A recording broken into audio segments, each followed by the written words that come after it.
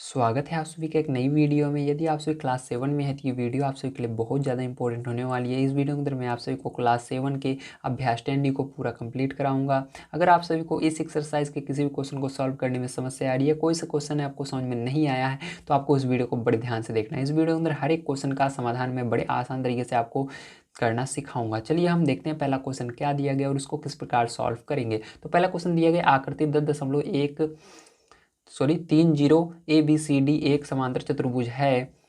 वे प्रतिबंध बताइए जबकि यह पहला नंबर समचतुर्भुज होगा, दूसरा नंबर आयत होगा, तीसरा नंबर वर्ग होगा। तो देखिए सीधी सी बात है, इसके अंदर आपको क्या करना है। इसके अंदर आपको एक समांतर चतुर्भुज ये दिया गया है, इसी आकृति की बात हो रही है और इसके अंदर आपको बताना है कि ये हमारा इनमें से ये सभी कब होगा, मतलब एक एक को बताना है। मतलब पहला नंबर आपको बताना है समचतुर्भुज ये कब होगा। ठीक, ये जो समांतर चतुर्भुज है ये समचतुर्भुज कब होगा। देखिए समांतर चतुर्भुज और समचतुर्भुज में अंतर होता है, ध्यान रखिएगा। ठीक है, तो ये एक समांतर चतुर्भुज आपको बना हुआ है और इसको पूछ रहा है कि ये समचतुर्भुज कब होगा। ठीक है, और दूसरा नंबर आपको पूछ रहा है कि ये जो समांतर चतुर्भुज है आयत कब होगा और ये वर्ग कब होगा। ठीक है, सीधी सी बात है, अब इसको हमको बताना है। अब देखिए, अब इसको करने के लिए आपको कुछ नहीं करना, आपकी बुक के अंदर ही सारे आंसर दिए गए हैं, बस इसकी परिभाषा आपको लिख देनी है। तो चलिए हम चलते हैं पीछे। तो देखिए पेज नंबर कितने पर आपका है मैं दिखा देता हूँ। तो पेज नंबर आपका 245 पर है। देखिए 245 पेज नंबर पर सभी परिभाषाएं दी गई हैं। ठीक, तो आपको यहाँ पर आना है। पहला नंबर आपको यहाँ पर बताना है समचतुर्भुज। तो देखिए समचतुर्भुज की परिभाषा आप यहाँ से देख सकते हैं, तो आपको इसको लिख देना है। यह एक समांतर चतुर्भुज है जिसकी सभी भुजाएं बराबर होती हैं। इस प्रकार से आप लिख देंगे, आपका आंसर सही हो जाएगा। अब देखिए दूसरा नंबर इसके अंदर दिया गया है आयत बताने के लिए। तो आयत एक समांतर चतुर्भुज है, ठीक है, जिसके चारों अंतःकोण समकोण होते हैं। तो अंतःकोण क्या होता है, तो अंदर की ओर बने कोण। तो यहाँ पर देखिए ए है, यहाँ पर कोण बनेगा, यहाँ पर बनेगा, यहाँ पर बनेगा, यहाँ पर बनेगा। ठीक है, और समकोण का मतलब क्या होता है, मतलब 90 अंश का बनेगा। तो 90 अंश का कोण यहाँ पर, यहाँ पर, यहाँ पर, हर जगह अगर चारों जगह 90 अंश का कोण बन रहा है, अब तो आपको समझ जाना है कि ये जो है आपका क्या है, आयत है। ठीक है, आयत में केवल चारों कोण 90 अंश के होते हैं, ध्यान रखिएगा। ठीक है, अब चलिए हम देखते हैं। इसके बाद हमको दिया गया वर्ग। तो वर्ग देखिए थोड़ा सब में थोड़ा अंतर होगा। ठीक है, इसमें थोड़ा अंतर है क्योंकि इसके अंदर भुजाएं बराबर हैं। इसमें अंतर है आयत में क्योंकि इसके अंदर कोण बराबर हैं चारों। अब देखिए वर्ग में क्या अंतर होता है। तो वर्ग में आप लिख दीजिएगा, वर्ग एक समांतर चतुर्भुज है जिसकी सभी भुजाएं बराबर एवं सभी अंतःकोण समकोण होते हैं। मतलब ये दोनों विशेषताएं रखता है, इसकी भुजाएं भी बराबर होंगी आमने सामने की, और इसके अंदर जो है चारों कोण 90 अंश के होंगे। ठीक है, तो बस इस तरह से आप लिख दीजिएगा, आपका आंसर बिल्कुल सही है। चलिए उसके बाद देखते हैं अगला क्वेश्चन क्या दिया गया और उसको किस तरह सॉल्व करेंगे। तो जैसा कि आप सभी देख सकते हैं यहाँ पर ये सेकंड नंबर का क्वेश्चन है। अब इसको ध्यान से समझिए किस तरह से करना है। तो इसके अंदर दिया गया समांतर चतुर्भुज ABCD में निम्नांकित प्रत्येक कथन के सत्य होने पर आकृति को किस नाम से पुकारेंगे। ठीक है, तो सबसे पहले आपको क्या करना है, एक समांतर चतुर्भुज ABCD बनाना है। उसके बाद आपको ये सारी चीजें बतानी है। तो चलिए सबसे पहले हम क्या करते हैं, एक समांतर चतुर्भुज बना लेते हैं। तो देखिए यहाँ पर मैंने सेकंड नंबर का जो क्वेश्चन था उसके अंदर दिया गया था एक समांतर चतुर्भुज बनाने के लिए। तो मैंने यहाँ पर एक समांतर चतुर्भुज बना लिया है। ध्यान रखिएगा, ये जो समांतर चतुर्भुज है इसके अंदर हमको कुछ चीज़ें बतानी है। ठीक है, तो क्या बतानी है आइए देख लेते हैं। मतलब कह रहा है जब AB बराबर BC हो। तो यहाँ पर पहला कंडीशन हमको दी गई है AB बराबर जब BC हो। ठीक, तो चलिए हम देख लेते हैं। जब हमारा AB बराबर BC हो तब क्या होगा, क्या इसको कहेंगे। ठीक है, जब AB बराबर BC हो तब क्या कहेंगे। देखो AB के बराबर BC होना चाहिए, तो सीधी सी बात है ये वाली भुजा इस वाली भुजा के बराबर है। तो ध्यान रखिएगा कभी भी इस तरह से टेढ़ी मेढ़ी भुजा बराबर नहीं होती है। जब ये भुजा इसके बराबर होगी तब, या ये भुजा इसके बराबर होगी। ठीक है, दोनों भुजाएं, मतलब ये वाली अगर बराबर है इसके तो सीधी सी बात है ये वाली इसके बराबर होगी। ठीक, क्योंकि आमने सामने की भुजा बराबर ये होती है और ये वाली भुजा इसके बराबर होगी। ठीक है, तो जब आपकी चारों भुजाएं बराबर होंगी, कैसे बराबर होंगी मैंने आपको बताया, आपको दिया गया था AB बराबर BC, AB ये है BC ये है। ठीक है, तो ये दोनों बराबर हैं। तो कभी भी आप देखेंगे इस तरह से भुजा बराबर नहीं होती हैं। मतलब आपको AB बराबर BC दिया गया तो सीधी सी बात है आपको यहाँ पर AB दिया गया है तो इसके सामने की भुजा B जो DC है ये इसके बराबर होगी, इसलिए हमने इसको भी बराबर किया। इस तरह से आपको BC बराबर दिया गया था, देखिए यहाँ पर, तो BC जो है बराबर है तो इसलिए इसके सामने की भुजा AD भी बराबर होगी। ठीक है, तो ये जब आपकी केवल भुजाएं बराबर होती हैं तो उसको हम क्या कहते हैं, तो उसको हम कहते हैं समचतुर्भुज। क्या कहते हैं, समचतुर्भुज कहते हैं। तो आपको लिख देना है समचतुर्भुज। ठीक है, समचतुर्भुज होगा, क्या होगा, समचतुर्भुज होगा। ठीक है, अब देखो उसके बाद दूसरा नंबर देख लेते हैं हम। दूसरा नंबर आपको कंडीशन यहाँ पर क्या दी गई है, हम पहले आपको दिखा देते हैं। तो दिया गया है आपको कोण ए बी सी बराबर 90 अंश। तो कोण ए बी सी बराबर 90 अंश। तो देखिए ए बी सी, तो बीच में क्या आ रहा है, बी आ रहा है। ध्यान रखिएगा जो बीच में आता है उसी की बात हो रही है। 90 अंश है यानी समकोण है। 90 अंश का कोण इस तरह से बनाते हैं, तो यहाँ पर 90 अंश हो रहा है। तो सीधी सी बात है, अगर ये 90 अंश है तो ये भी 90 अंश यानी इसके सामने का 90 अंश होगा। ठीक है, अगर दो कोण 90 अंश हो गए तो शेष दो भी 90 अंश होंगे। क्यों होंगे, क्योंकि एक जो चतुर्भुज होता है, ठीक है, उसके सभी कोणों का योग 360 होता है। तो देखिए दो कितने हो गए, 90 और 90 180 हो गए, तो 180 बचा। तो ये सीधी सी बात है, अब 180 को दो भाग में बांटने, क्योंकि दो कोण बच रहे थे, तो ये भी 90 का ये भी 90 का होगा। ठीक है, तो जब आपका लिख दीजिएगा कोण ए बी सी बराबर ए बी सी बराबर 90 अंश, ठीक है, तब यहाँ पर ये आपका क्या कहलाएगा। ध्यान रखिएगा जब केवल कोण बराबर होते हैं, ठीक है, इसके अंदर भुजा नहीं दी गई है, केवल कोण दिया गया है। बी 90 अंश है, जब बी 90 अंश है तो सभी कोण 90 अंश हमारे हो गए हैं। तो जब आपका केवल कोण बराबर होगा तो ये आयत होगा। ठीक है, यानी कोण केवल 90 अंश के सब होंगे तो ये आयत होगा। ठीक, कितने अंश के होंगे, 90 अंश के अगर सब होते हैं तो ये आयत होगा। ठीक है, ध्यान रखिएगा। अब चलिए इसी तरह से तीसरा नंबर हम देख लेते हैं यहाँ पर। तो देखिए तीसरा नंबर क्वेश्चन आपको क्या दिया गया है यहाँ पर, तो यहाँ पर मैं आपको दिखा देता हूँ। तो दिया गया है कोण बी सी 90 अंश है और ए बी और बी सी दोनों बराबर है। ठीक है, तो चलिए इसको लिख लेते हैं। दिया गया है आपको कोण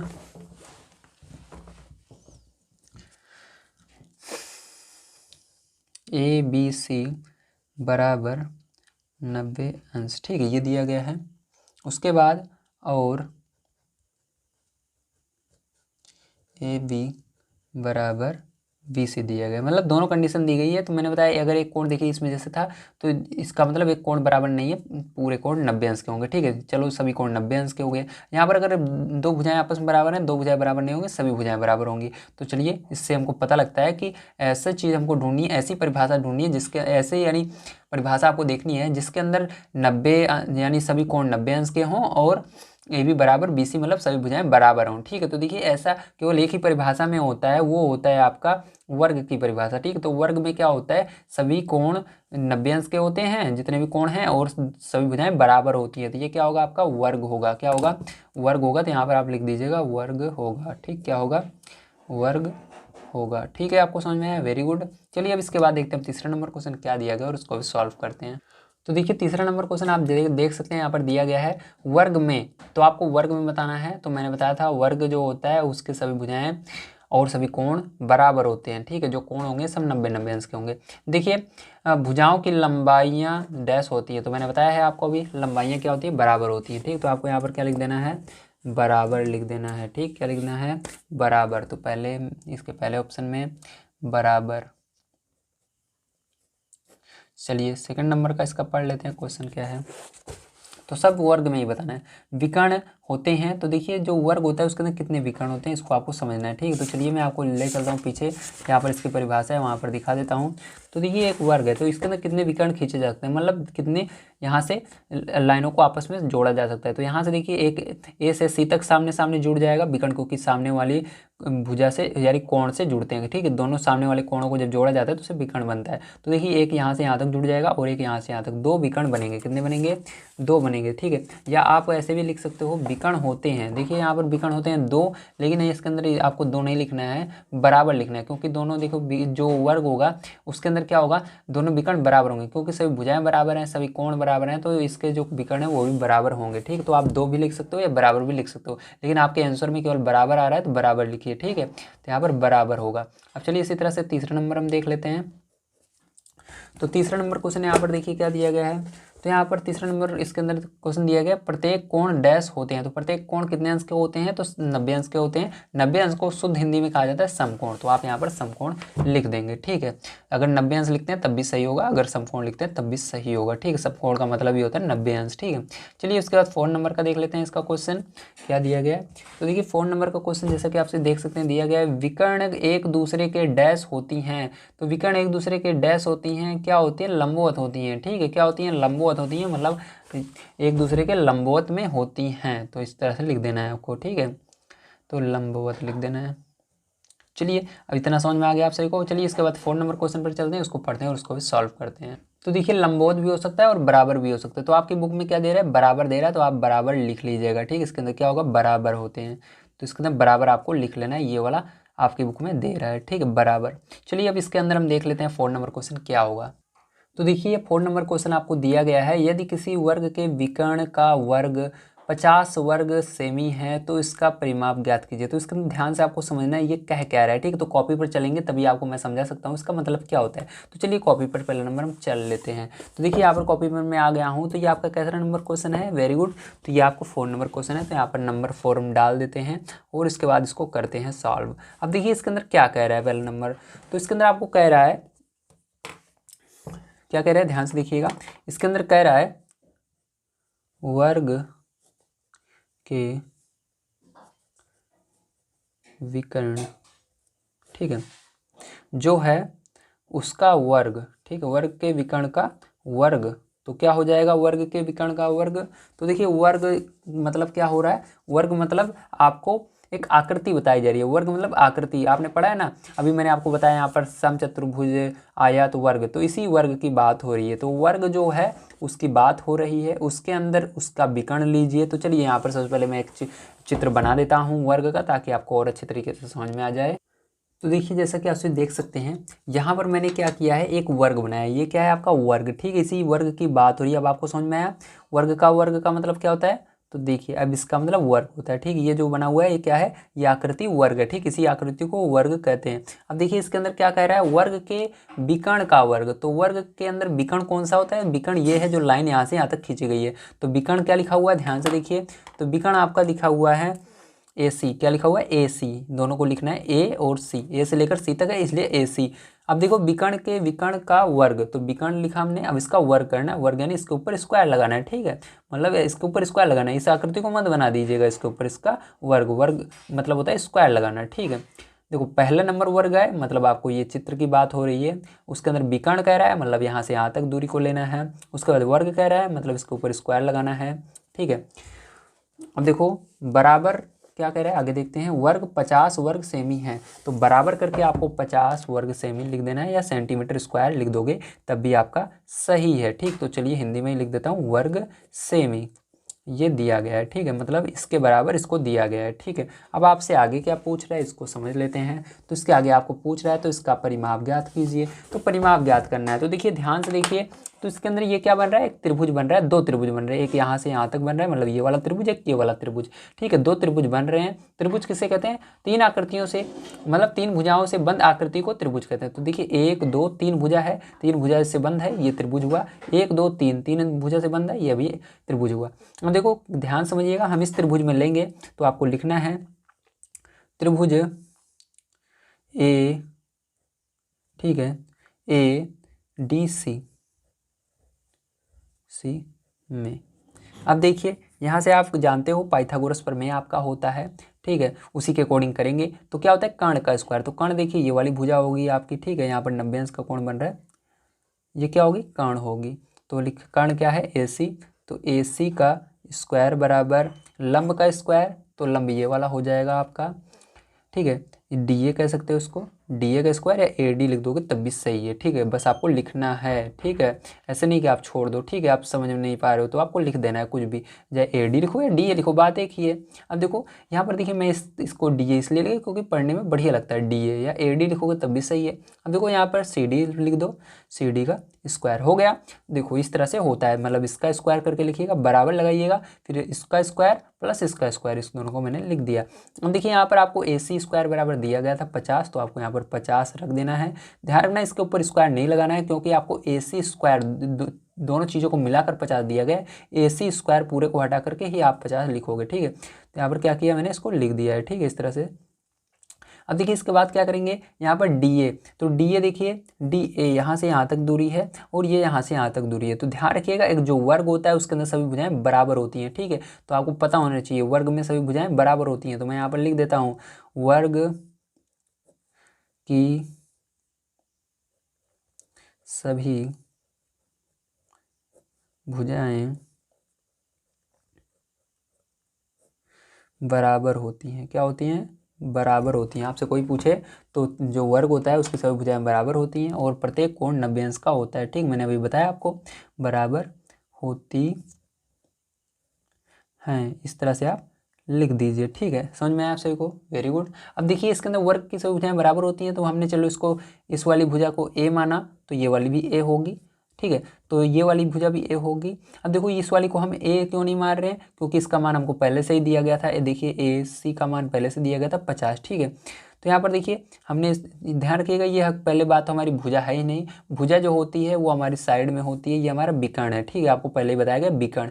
तो ये सारी भुजाएं बराबर होंगी, ये भी बराबर होगी, ये भी बराबर। लेकिन हम इस त्रिभुज में देख रहे हैं ऊपर वाले, तो आपका इसकी जगह ए लिख सकते हो, क्योंकि सभी भुजाएं बराबर होती हैं। तो ए माना हमने, तो ए का स्क्वायर प्लस इसकी जगह भी ए लिख दो, ए का स्क्वायर। ठीक है, समझ गए? अब देखो यहाँ पर ये 50, देखो इन दोनों को जोड़ लेते हैं, कितना होगा ए स्क्वायर ए स्क्वायर। तो एक बार यहाँ पर देखिए इसके आगे एक है, एक बार यहाँ स्क्वायर है, यहाँ पर भी एक बार, तो एक एक जोड़ लो, 2a²।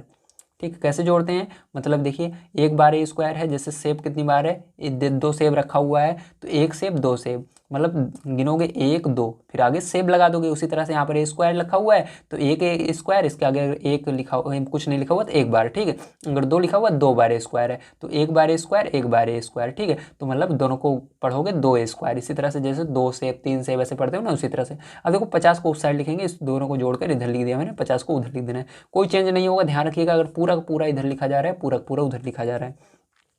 ए स्क्वायर बराबर आपका हो जाएगा 50 बटे में 2, 2 से भाग दे दीजिएगा 50 में, तो ए स्क्वायर बराबर हो जाएगा 25। अब देखिए ये जो स्क्वायर है उसको उधर ले जाना पड़ेगा, क्योंकि हमको ए का मान निकालना है। कोई भी संख्या इधर नहीं रहनी चाहिए, संख्या को संख्या की तरफ ले जाएंगे। तो देखिए अगर स्क्वायर है तो उधर जाएगा, रूट में बदल जाता है, ध्यान रखिएगा, तो रूट में बदल देंगे। अब आपको देखना है 25 किसका वर्गमूल होता है, तो 25 का अगर वो आप वर्गमूल निकालोगे तो 5 आएगा। क्या आएगा? 5। ठीक है, तो ये आपका आ गया 5, ए बराबर 5 आ गया। अब क्या करना है आपको, ए बराबर 5 आया, लेकिन आपसे पूछ क्या रहा था? ठीक है, तो वर्ग का परिमाप पूछ रहा था। तो देखिए वर्ग का परिमाप आपको निकालना है, तो वर्ग का परिमाप बराबर फॉर्मूला होता है, आपको यहाँ पर लगा देना है। तो मैं आपको बता देता हूँ क्या होता है, तो लिखिएगा वर्ग का परिमाप बराबर होता है 4a। क्या होता है? 4a। ठीक है, ए क्या है? ये भुजा होती है। ठीक है, 4 इंटू भुजा भी लिख सकते हो या 4a लिख सकते हो। ए देखो सभी भुजाएं हैं ना, तो ए, तो देखिए हमारी ए निकल कर आ गया है मान 5। तो यहाँ पर क्या रखेंगे हम, 4 तो ऐसे ही रहेगा, ए की जगह 5 रख देंगे, गुणा कर देंगे 4 पंचे 20। ठीक है, तो 20 आ गया। अब देखिए इसके अंदर आपका यूनिट जो होगी वो सेंटीमीटर होगी, तो सेंटीमीटर हिंदी में लिखिए या इंग्लिश में लिखिए, ये आपका आंसर हो गया है। ठीक है, चलिए इसके बाद देखते हैं 4 number question, sorry 5 number question क्या दिया गया और उसको भी सॉल्व करते हैं। तो देखिए आपका यहाँ पर 5 नंबर क्वेश्चन दिया गया है, आपकी पुस्तक के एक पन्ने का एक विकर्ण दूसरे विकर्ण से छोटा है, क्या ये पुस्तक आयताकार है? मतलब आयत है, आयताकार मतलब आयत। तो देखिए ध्यान समझिएगा, क्या कह रहे हैं, आपकी जो पुस्तक है उसके अंदर विकर्ण, ठीक है, एक क्या है, एक विकर्ण से छोटा है, मतलब जो एक विकर्ण है वो दूसरा आ रहा है, और दूसरा उसकी माप ले रहे हो तो दूसरा आ रहा है। ठीक है, तो देखिए कभी भी अगर किसी पुस्तक का जो विकर्ण होता है उसको अगर दूसरा आ रहा है तो वो कभी भी आयत नहीं होगा। कैसे नहीं होगा, चलिए इसको हम परिभाषा से समझते हैं। तो देखिए यहाँ पर आयत की परिभाषा आपके बुक में दी गई है, तो लिखा गया है आयत एक समांतर चतुर्भुज है जिसके चारों अंतः कोण समकोण होते हैं। ठीक, तो देखिए आयत का चित्र है। अब देखो आपकी जो किताब है इस तरह से मान लो पन्ना है इसके अंदर, अब यहाँ से यहाँ तक अगर आप लाइन खींचते हो क्या बनेगा, विकर्ण बनेगा। ठीक है, तो देखो ये वाला विकर्ण अगर यहाँ पर खींचोगे, इसको नापोगे और इस यहाँ पर नापोगे तो दोनों बराबर होंगे। ध्यान रखिएगा आयत के जो विकर्ण होते हैं वो बराबर होते हैं। ठीक, लेकिन आपके इस बुक में क्वेश्चन में कह रहा है जो इसके अंदर विकर्ण है, एक विकर्ण दूसरे विकर्ण से छोटा है, तो इसका मतलब ये हमारा आयत नहीं होगा, यानी ये जो पुस्तक हो वो उसके पन्ने आयताकार नहीं होंगे, ऐसे आप लिख दोगे। ठीक है, चलिए यहाँ पर हम लिख लेते हैं। तो ये आपका है 5 नंबर का क्वेश्चन। ठीक है, तो यहाँ पर आप लिखेंगे यह पुस्तक आयताकार नहीं है।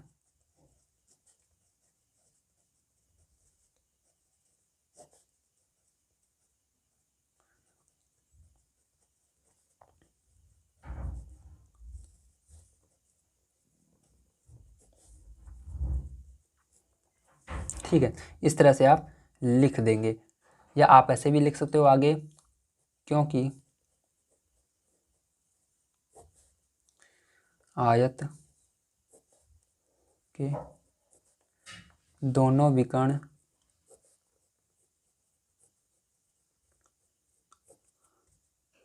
समान होते हैं, ठीक है, एक जैसे होते हैं, बराबर होते हैं, समान होते हैं। आप बराबर भी लिख सकते हो इसकी जगह, ठीक है, इस तरह से कर दोगे। समझ में आप सभी को? Very good. चलिए अब इसके आगे देखते हैं। आइए अब हम देखते हैं अपना 6 नंबर क्वेश्चन क्या दिया गया और इसको किस प्रकार से करेंगे। तो दिया गया है, एक आयत बनाइए जिसकी संलग्न भुजाएं क्रमशः 6 सेमी और 8 सेमी हैं, इनके विकर्णों को मापिए और पाइथागोरस प्रमेय से माप का सत्यापन कीजिए। तो देखिए, सबसे पहले आपको इस क्वेश्चन को सॉल्व करने से पहले आयत का एक क्या करना है, आपको यहाँ पर एक आयत बनाना है। तो आयत बनाने के लिए आपको सबसे पहले उसकी परिभाषा दिमाग में आनी चाहिए। तो देखिए, आयत की परिभाषा होती है, एक आयत जो होता है वो एक समांतर चतुर्भुज होता है जिसकी सभी भुजाएं बराबर होती हैं, ठीक है। तो जो समांतर चतुर्भुज होता है, मतलब मैंने बताया जो आयत है एक समांतर चतुर्भुज है, तो समांतर चतुर्भुज जो होता है उसके अंदर 90 अंश का कोण बनता है। कितने अंश का कोण रहता है? 90 अंश का कोण रहता है और सभी भुजाएं बराबर रहती हैं। तो हमको क्या करना है, सबसे पहले इसकी भुजाएं खींचनी है। तो देखिए, इसके अंदर बड़ी भुजा कौन सी है? 8 सेंटीमीटर। तो चलिए सबसे पहले हम 8 सेंटीमीटर की यहाँ पर भुजा खींच लेते हैं।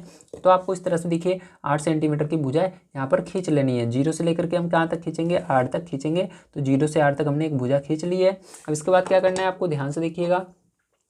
अब इसके बाद गोला प्रकार आपको लेना है, ठीक है। अब ये 8 सेंटीमीटर है, तो 8 सेंटीमीटर में एक काम करते हैं, इसके अंदर लिख देते हैं, ठीक है, ताकि हमसे गलती ना हो, ठीक है। तो आपको इसे लिख भी देना है 8 सेंटीमीटर, है ना, इस तरह से आप लिख देंगे।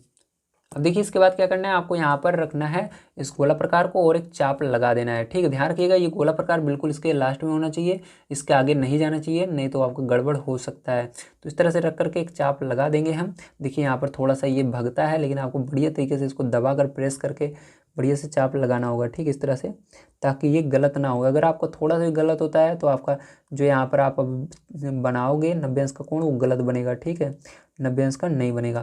तो देखिए इस तरह से आपको क्या करना है, एक चाप लगा देना है, ठीक।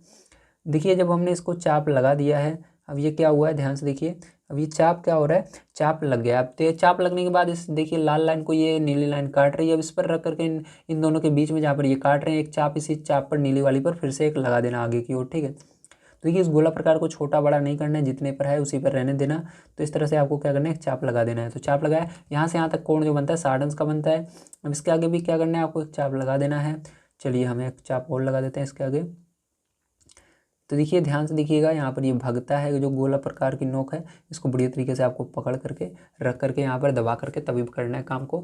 देखिए ये 60, तो 60 और 60 जोड़ो कितना हुआ, 60 120 हुआ, लेकिन हमको 90 अंश का बनाना था। अगर हम इसका आधा कर दें ऊपर वाले का, तो देखिए 60 का आधा करोगे 30, तो 60 और 30 जोड़ोगे 90 हो जाएगा। चलिए इसका आधा करते हैं, तो यहाँ पर फिर से रखना है आपको, ठीक है, और इसका आधा कर देना है। तो देखिए यहाँ से मैं क्या करता हूँ, इसका चाप लगा देता हूँ, ठीक है, इस तरह चाप लगाया मैंने। अब देखिए दूसरा क्या करना है, यहाँ पर रखना है और इसका चाप फिर से आपको लगा देना है। तो देखिए इस तरह से क्या होगा, चाप लगाओगे तो देखिए कहीं ना कहीं ये दोनों एक दूसरे को काटेंगे। जहाँ पर ये दो एक दूसरे को काट रहे हैं, ठीक है, दिख रहा है आपको, देख लीजिए, जूम कर देता हूँ। तो जहाँ पर ये एक दूसरे को काट रहे हैं, ठीक है, यहीं पर क्या करना है, आपको एक लाइन खींच देनी है बिल्कुल सीधे में, ठीक है, इसके। तो यहीं पर क्या होगा, 90 अंश का कोण होगा।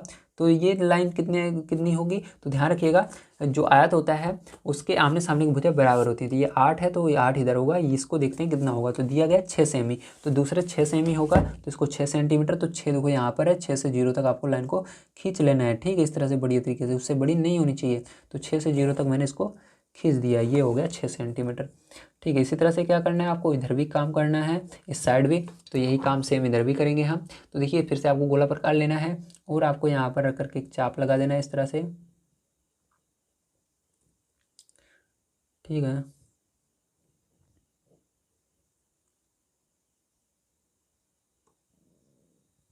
ये देखिए हो गया। अब देखिए फिर से आपको यहाँ पर रखना है, फिर एक चाप इसी पर लगाना है इस तरह से, फिर इस पर रखना है, एक चाप आगे की ओर लगा देना है इसी पर लाइन पर, ये हो गया, ठीक है। अब क्या करना है, इन दोनों का आधा कर देना है। तो ये एक चाप आगे की ओर, ऊपर की ओर, और इसके अंदर भी यहाँ पर रख करके एक चाप ऊपर की ओर। अब इन दोनों को क्या करना है, मिला देना है। तो मिलान बिंदु ही क्या होगा, इसका आधे पर विभाजित करेगा, ठीक है, यानी 90 अंश का कोण बनाएगा, ठीक है। तो इसको अब कितनी लंबी रहेगी लाइन, ये 6 सेंटीमीटर की रहेगी, क्योंकि आमने सामने की भुजा बराबर होती है। तो इसको 6 सेंटीमीटर की आपको लाइन ही खींचनी है, इससे ज़्यादा नहीं होनी चाहिए। तो यहाँ से यहाँ तक खींच देंगे। अब इसके बाद कुछ नहीं करना है, बस आपको सिंपल सा यहाँ से यहाँ तक मिला देना है, ठीक है। ये 8 सेंटीमीटर अपने आप ही हो जाएगा। देखिए 8 सेंटीमीटर है, तो हम इसको मिला देते हैं, ठीक है। तो देखिए ध्यान से देखिए, इसको हमने क्या किया, मिला दिया, ठीक है, ये मिल गई। अब देखिए आपका क्या बन गया है, यह 6 सेंटीमीटर है, ये 8 सेंटीमीटर। तो ये आपका क्या बन गया, एक आयत बन गया। क्या बन गया, ये आपका आयत बन गया है, ठीक है। हमको आयत बनाने के लिए कह रहा था, तो हमने आयत बना लिया है सक्सेसफुली। अब देखिए ध्यान से, इसके आगे हम देखते हैं आगे क्या कह रहा है। तो हमने आयत बना लिया है, अब इसके आगे पढ़ेंगे, ठीक है। चलिए यहाँ तक हमने कर लिया। इनके विकर्णों को मापिए। तो आपको क्या करना है, इनके विकर्णों को मापना है। तो देखिए इसके अंदर 2 विकर्ण होंगे यहाँ से यहाँ तक। तो चलिए नाप लेते हैं हम, तो कितना हमारा आता है। तो देखिए यहाँ से यहाँ तक मापना है, ठीक है। तो देखिए 0 से रख करके रख मापना है। तो देखिए कहाँ तक आ रहा है, ध्यान से देखिएगा आप। देखिए 0 से कहाँ तक आ रहा है, 10 तक। देखिए 10 लिखा हुआ है ना। देखिए ध्यान देखिए, मैं आपको दिखा देता हूँ, नहीं आपको समझ में नहीं आएगा, ठीक है। एक सेकंड, मैं थोड़ा सा इसको जूम आउट कर देता हूँ। हाँ, अब दिख रहा होगा। देखिए ये क्या लिखा हुआ है आपका, 5 लिखा हुआ है, 6 लिखा हुआ है, 7 लिखा हुआ है, 8 लिखा हुआ है, 9 लिखा हुआ है, 10 लिखा हुआ है, ठीक। 10 देखिए किसके सामने, ई के सामने, दिख रहा है ना, ई ये लिखा हुआ है, ई के सामने 10 है। स्केल में ई होता है ना, ई के सामने 10 है, ठीक। अब देखिएगा, देखिए यहाँ से मैं क्या कर रहा हूँ, 0 से इसको देख रहा हूँ, यहाँ पर देखिए ई ये रहा, देखिए दिख रहा है ना, ई के सामने 10, ठीक है। तो यहाँ पर बहुत सारे बच्चे सोचते हैं कि सर ई के सामने नहीं आ रहा है, आप गलत बता रहे हो, ठीक है, लेकिन यहाँ पर ये आ रहा है, ठीक है। ये हो गया। तो कितने सेंटीमीटर का है, 10 सेंटीमीटर का है हमारा, ठीक है। अगर ये 10 का है तो ये वाला भी 10 का ही होगा। देखिए मैं नाप कर भी आपको दिखा देता हूँ। 0 से देखिए, ये देखिए 10 ही जा रहा है ना, 10 पूरा हो जाएगा, ठीक है। 0 से 10 तक जा रहा है, ठीक है। देखिए अब आपका ये विकर्ण आ गया है। अब हमको यहाँ पर क्या करना है, इसको आगे देख लेते हैं। हमको इसको नापिए और पाइथागोरस प्रमेय से माप कर सत्यापित कीजिए। तो पाइथागोरस प्रमेय से आपको इसको सत्यापित भी करना है, ठीक है। तो चलिए इसको सत्यापित कर देते हैं। तो देखिए पाइथागोरस प्रमेय यहाँ पर लगा लेते हैं हम। तो लिखेंगे पाइथागोरस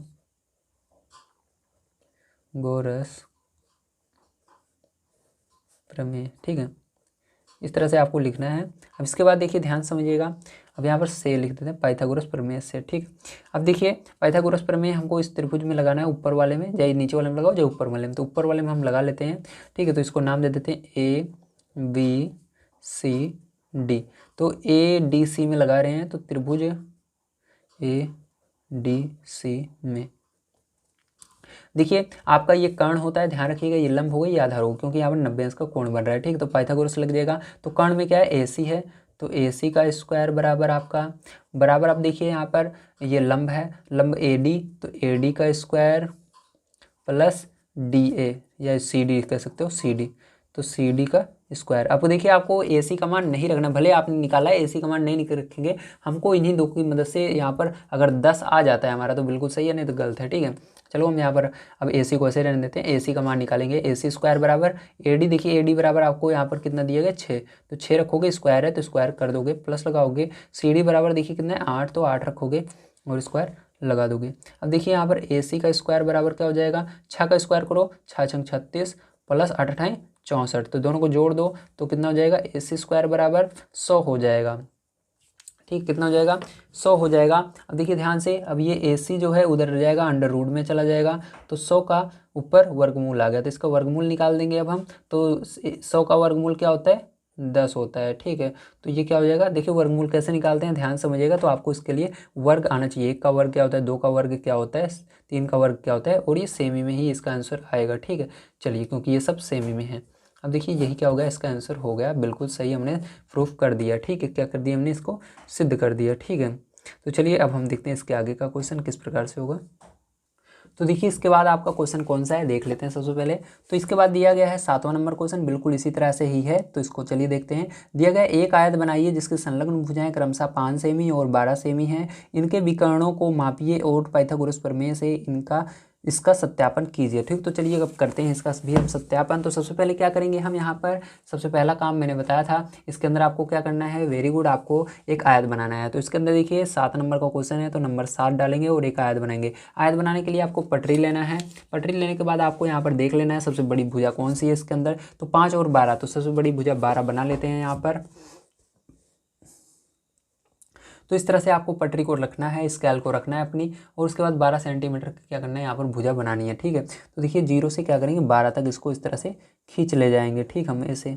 तो 0 से 12 तक खींचिएगा सबसे पहले, उसके बाद क्या करना है, छोड़ देना है। अब यहाँ पर देखिए आपको गोला प्रकार लेना है, उसके अंदर पेंसिल लीजिएगा, मैं पेन का प्रयोग करूँगा और इसको थोड़ा सा हम बड़ा कर लेते हैं। आपको क्या करना है यहाँ पर, अब आपको इसके लास्ट में रखना है और यहाँ से क्या करना है, चाप लगा देना है इस तरह से, ठीक है। तो इसको छोड़ना मत है, बिल्कुल दबा कर रखना, ये हिलना नहीं चाहिए, ठीक है। आपका गोला प्रकार की नोक, तो गोला प्रकार की नोक अगर हिल जाती है, ठीक है, तो फिर से उसी जगह रख के बनाइएगा, नहीं तो गड़बड़ हो जाएगा। तो देखिए यहाँ पर बन गया। अब देखिए क्या करना है आपको, यहाँ से यहाँ पर इसने इस लाइन को काटा है, ठीक है, इस चाप ने, तो इसको फिर से यहीं पर रख करके दोनों के बीचों बीच ऊपर इसी चाप पर एक चाप लगाएंगे जो भी हमने लगाया था। तो यहाँ पर देखिए ऊपर की ओर एक चाप लगाया, तो इसने इसको यहाँ पर काटा। अब इसके आगे एक और चाप लगाओगे तो 60 अंश की दूरी पर चाप काटता है। तो यहाँ पर देखिए क्या हो जाएगा, ध्यान समझिएगा।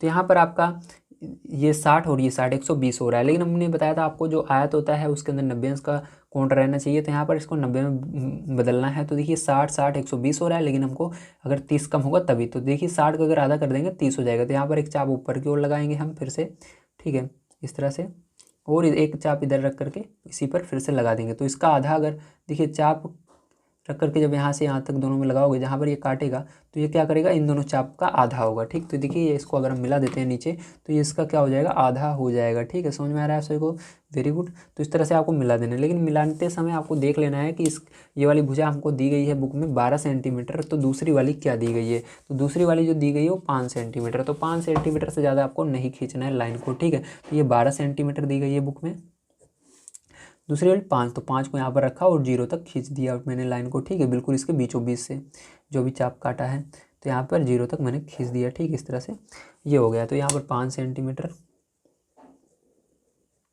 ठीक है। अब देखो इसी तरह से क्या करना है आपको, इधर भी चाप इस तरह से लगाना है। तो चलिए लगा लेते हैं। यहाँ पर देखो मैंने रखा और एक चाप लगा दिया इस तरह से। अब देखिए यहाँ पर फिर से जहाँ पर इसने इसको लाइन को काटा था, एक चाप ऊपर की ओर लगाया, 60 अंश कोण बना, फिर क्या किया, एक और कर लगाया, ये भी 60 अंश का कोण बना। अब क्या करना है, इन दोनों का आधा कर देना है, 30 अंश में हो जाएगा। तो ये यहाँ पर देखिए काट रहा है और यहाँ पर रख कर क्या करेंगे, तो इस चाप को कहीं ना कहीं काटेगा। तो ये इसको यहाँ पर काट रहा है, ठीक। अब क्या करना है, दोनों को मिला देना है बढ़िया तरीके से आपको, ठीक है। लेकिन 5 सेंटीमीटर से ज़्यादा नहीं होने, तो 5 को यहाँ पर लाएंगे और इसके आगे खींचेंगे, ठीक, इसको इस तरह से, ये हो गया, ठीक है। तो हमने कर दिया। अब देखिए इसको क्या करना है, अब यहाँ से यहाँ तक मिला देना है। ये आपको 12 सेंटीमीटर होगा, देख लीजिएगा। तो देखिए 12 सेंटीमीटर है, ठीक है, पूरा का पूरा। थोड़ा बहुत इधर उधर हो सकता है, ठीक है, उससे कोई दिक्कत नहीं है थोड़ा बहुत होने में, लेकिन पूरा ये 12 सेंटीमीटर हमारा दिख रहा है, देख लीजिए। अब देखिए यहाँ पर ये 12 सेंटीमीटर का बन गया है। तो ये हमारा कितना है, 5 सेंटीमीटर का था, ठीक, क्योंकि आमने सामने की भुजा बराबर होती है, ये बराबर होगा और ये वाला इसके बराबर होगा, 12 सेंटीमीटर, ठीक है। अब देखिए ये हमारा क्या बना, एक आयत बना है। अब इसके अंदर क्या कह रहा था, क्वेश्चन में देख लेते हैं आगे। तो आपको सबसे पहले कह रहा था एक आयत बनाइए जिसके संलग्न भुजाएं 5 सेंटीमीटर 12 सेंटीमीटर हैं, ठीक है।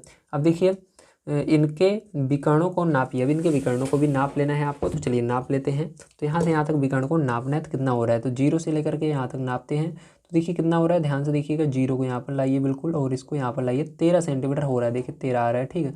तो ये 13 सेंटीमीटर आएगा आपका। तो 13 सेंटीमीटर हो रहा है, तो आपको यहाँ से यहाँ तक लाइन खींच लेनी है और 13 लिख देना है। चलिए तो देखिए मेरी तरह आप कलर से मत कीजिएगा, जैसे मैं कलर से कर रहा हूँ आपको पेंसिल से करना है, ठीक है। यहाँ पर 2 पेन का मैं प्रयोग कर रहा हूँ, लेकिन आपको केवल पेंसिल का प्रयोग करना है, या पेन का कर रहे हो तो केवल एक पेन का प्रयोग कीजिए, ठीक है। अब देखिए ये आपका कितना है, 13 सेंटीमीटर आया। अब आपको दिखाना भी होगा, जैसे पीछे वाले में हमने दिखाया था। चलिए यहाँ पर पाइथागोरस प्रमेय लगाते हैं और इसको दिखाते हैं। तो देखिए पाइथागोरस प्रमेय से अब इसको हम देख लेते हैं, बड़े ध्यान से आपको समझ लेना है। तो यहाँ पर देखिए पाइथागोरस प्रमेय क्या होती है, मैंने बताया आपको इसका नाम देना होगा इसके लिए, ABCD, ठीक है। अब देखिए यहाँ पर 2 त्रिभुज बन रहे हैं, तो इस वाले त्रिभुज में देखेंगे तो ये आपका कर्ण होता है, ये आपका लंब होता है, ये आधार होता है, ठीक है। तो चलिए आप देखिए आपका यहाँ पर कर्ण क्या है, AC। तो AC हमने अभी निकाला, मतलब यही विकर्ण को कर्ण भी बोल सकते हो आप त्रिभुज में, ठीक है। बराबर यहाँ पर देखिए आपका लंब कौन सा है, ये वाला होगा, तो प्लस AD, तो AD का स्क्वायर प्लस ये CD, तो CD का स्क्वायर, ठीक है। अब देखिए ध्यान समझिएगा, यहाँ पर आपको AC अभी आपने इसको नाप कर निकाला है, लेकिन आपको फॉर्मूले की मदद से निकालनी है पाइथागोरस से। तो आपको AC कुछ नहीं करना है, AC को ऐसे ही रहने देना है, ऐसे ही रहेगा। अब देखिए AD का मान आपको पता है 5 सेंटीमीटर, तो 5 यहाँ पर रख दीजिएगा, ठीक है। तो 5 का स्क्वायर प्लस CD आपको 12 दिया गया, तो 12 रखेंगे और इसका स्क्वायर। तो AC स्क्वायर बराबर देखिए 5 का स्क्वायर 25 हुआ, प्लस 12 का स्क्वायर 144 हो गया। तो AC² बराबर क्या हो जाएगा, यहाँ पर जोड़ोगे 169 हो जाएगा। AC बराबर क्या हो जाएगा, अंडर रूट में चला जाएगा, वर्गमूल आ गया। तो इसका वर्गमूल क्या होता है, 169 का 13 होता है, तो 13 आ गया। तो ये सेंटीमीटर में रहेगा। तो देखिए इसका आंसर भी क्या आ रहा है, 13 आ रहा है। हमने इसको दिखा दिया, मतलब ये वाला दोनों बराबर आ रहा है। जैसे यहाँ पर ना पता हमने, उसी तरह से ये आ गया, इस तरह से हमारा सिद्ध हो गया। ठीक है, समझ में आया सभी को, वेरी गुड। चलिए इसके बाद लास्ट क्वेश्चन देख लेते हैं क्या दिया गया, उसको किस प्रकार सॉल्व करेंगे। तो देखिए क्वेश्चन नंबर 8 आपको दिया गया है, समांतर चतुर्भुज का एक विकर्ण यदि उसकी एक भुजा के बराबर हो तो इनके सभी अंतःकोणों का मान ज्ञात कीजिए। तो कैसे करेंगे, तो इस यहाँ पर सबसे पहले आपको एक समांतर चतुर्भुज बना लेना है। तो समांतर चतुर्भुज का एक विकर्ण जो है ये इसकी भुजा के बराबर है। ठीक, तो ध्यान रखिएगा, अगर ये एक भुजा के बराबर हो रहा है तो जो समांतर चतुर्भुज होता है इसकी सभी भुजाएं बराबर होती हैं, तो ये सभी के बराबर हो जाएंगे, मतलब सभी भुजाएं बराबर हो जाएंगी। ठीक है, अगर ये आपको मान लो 2 सेंटीमीटर का है तो सभी भुजाएं बराबर, मतलब 2 सब हो जाएंगे। ठीक, इस तरह से सब बराबर हो गए आपके। अब देखिए इसके बाद क्या करना है, आप ध्यान समझिएगा, यहाँ से मेन टॉपिक स्टार्ट होता है। तो आपको यहाँ पर देखना है त्रिभुज ABD में, तो त्रिभुज ABD में, ठीक है। तो त्रिभुज ABD में देखिए आपका एक क्या बन रहा है, ये त्रिभुज बन रहा है। ठीक है, तो इसके अंदर आप क्या लिखोगे, कोण लिखोगे, क्योंकि आप जानते हो त्रिभुज के सभी कोण 180 अंश के होते हैं। तो चलिए सभी कोणों को हम जोड़ लेते हैं। तो त्रिभुज ABD में कोण आपको लिखना है पहला ABD, ठीक है, ये वाला कोण बीच में जो है वही कोण की बात हो रही है। बी वाले को हमने लिया, प्लस लगाया। अब कोण डी वाले को लेते हैं, ADB प्लस लगाएंगे। अभी देखो ए हमने बी कोण को ले लिया, डी कोण को ले लिया, ए कोण बच रहा है तो BDA, या आप DAB भी लिख सकते हो। तो कोण DAB, तीनों कोणों का योग 180 अंश होगा, तो 180 अंश रख दिया है। ध्यान समझिएगा, मैंने क्या बताया कि इसके अंदर सभी भुजाएं बराबर हैं। ठीक है, तो देखिए सभी भुजाएं बराबर हैं तो क्या होगा, यहाँ पर जो सभी कोण हैं वो भी बराबर होंगे, ध्यान रखिएगा। ठीक है, तो इसके सभी कोण बराबर होंगे। ये वाला कोण जो है इस वाले कोण के बराबर होगा, ए वाला बी के होगा, बी वाला डी के होगा। ठीक है, तो ये सभी कोण बराबर होंगे। इस तरह से ये भी एक त्रिभुज है जो कि बिल्कुल इसका आधा है, सेम टू सेम है, तो इसके अंदर भी ये वाला कोण इसके बराबर होगा। ठीक है, और ये वाला भी इसके बराबर, ये वाला, मतलब सभी दोनों तरफ के कोण बराबर होंगे आपस में। तो देखिए यहाँ पर हम क्या लिख सकते हैं, हम सबको मतलब ADB, मतलब सब बराबर ही हैं तो सबको ADB कर देते हैं। तो ABD, ये वाला भी इसकी जगह भी ABD कर सकते हो, क्योंकि सभी कोण बराबर हैं तो किसी की जगह किसी को भी लिख सकते हो। तो प्लस देखो सबको सेम इसलिए लिख रहा हूँ ताकि आपका आंसर आए। ठीक है, तो आप किसी के भी बराबर सेम आपको सबको बना देना है। तो यहाँ पर ABD बराबर 180 अंश, सबको जोड़ लीजिए। तो यहाँ पर देखिए कितनी बार, एक बार, दो बार, 3 बार है, तो 3 कोण ABD, तो देखो ये बराबर 180 अंश हुआ। ठीक है, थोड़ा ऊपर कर लेता हूँ ताकि आपको दिखे। यहाँ पर देखिए अब क्या करेंगे हम, यहाँ पर देखिए 3 को उधर ले जाएंगे तो कोण ABD बराबर हो जाएगा 180 बटे में 3, तो 3 से भाग दे दीजिएगा तो आपका आ जाएगा 60 अंश। मतलब आपका यहाँ पर निकल कर आ गया है कोण ABD बराबर 60 अंश। अगर ये 60 अंश है तो सभी 60 अंश हो गए, तो आपका लिख देना, अतः कोण ABD 60 अंश, कोण आपका ये वाला ADB बराबर 60 अंश। ठीक है, ETC, ठीक है, मतलब इसी तरह सब आ जाएंगे। ठीक है, अब देखो यहाँ पर ये भी 60 होगा, ये भी 60 होगा, ये भी 60 होगा, ये भी 60 होगा, ये भी 60 होगा, और ये भी 60 होगा, सब 60 अंश के होंगे। ठीक है, समझ में आ गया। अब देखिए इसके आगे हम देखते हैं क्या दे रहा है। तो इसके अंदर कह रहा है यहाँ तक समांतर चतुर्भुज का एक विकर्ण यदि उसकी एक भुजा के बराबर हो तो इसके सभी अंतःकोणों के मान ज्ञात कीजिए। तो अंतःकोण बनाने हैं, तो अंतःकोण यानी यहाँ पर ये पूरा इतना होता है, ध्यान रखिएगा, यहाँ से यहाँ तक, यहाँ से यहाँ तक, यहाँ से ये नहीं, हाँ इसको भी कर दोगे, यहाँ से नहीं, ये नहीं होगा। ठीक, तो अंतःकोण केवल यही 2 होंगे, यहाँ से यहाँ तक। ठीक, देखिए कैसे, अब इसके अंदर अंतःकोण कितना होगा, तो कोण आपको B बताना है, कोण D बताना है पूरे चतुर्भुज में। ठीक है, तो देखिए यहाँ पर अब लिखोगे, आप इस तरह से लिख दीजिएगा, इसी प्रकार